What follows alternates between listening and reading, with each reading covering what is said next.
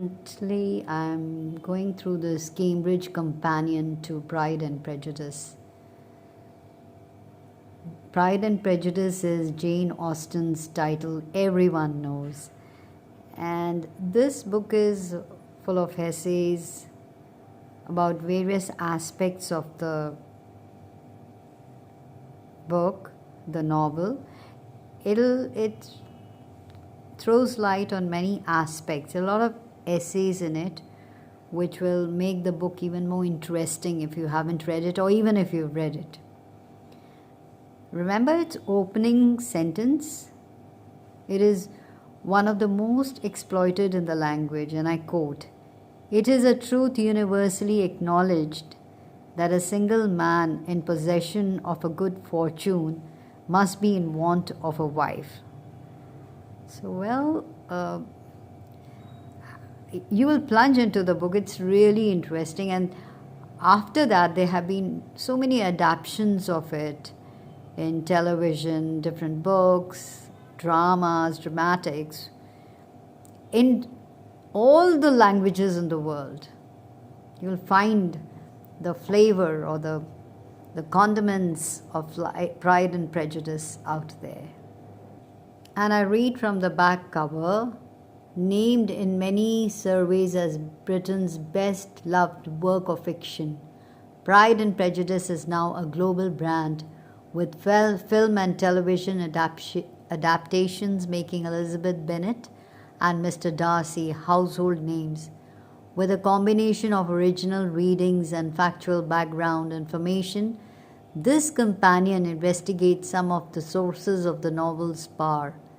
It explores key themes and topics in detail: money, land, characters, and style. The history of the book's composition and first publication is set out both in individual essays and in the section of chronology. Chapters on the critical reception, adaptations, and cult of the novel reveal why it has become an enduring classic with a unique and timeless appeal.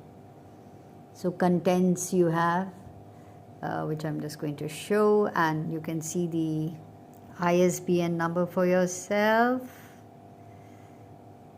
So these are the contents. You can see the preface, notes on text and abbreviations, chronology.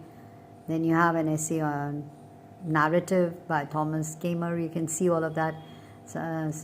Another essay is on character, there is on philosophy. The fourth is composition and publication. Then you have the literary content. Then sixth, we have the historical background. Seventh is the economic context. And then eighth shows the estates. Then ninth is Austen's minimalism. Then you have translations. 11th is criticisms. 12th is romantic hero. Then you have film and television. Then the cult of Pride and Prejudice and its author were quite interesting. And then you have pride and proliferation. So just go through this book. It gives you an in-depth peep into the novel. And for me, even without this in-depth analysis of the novel, I loved it because I read it so many years ago, and it holds a charm of its own even today when I read the original. As you go through it, Pride and Prejudice by Jane Austen, a must read, and an enjoyable read.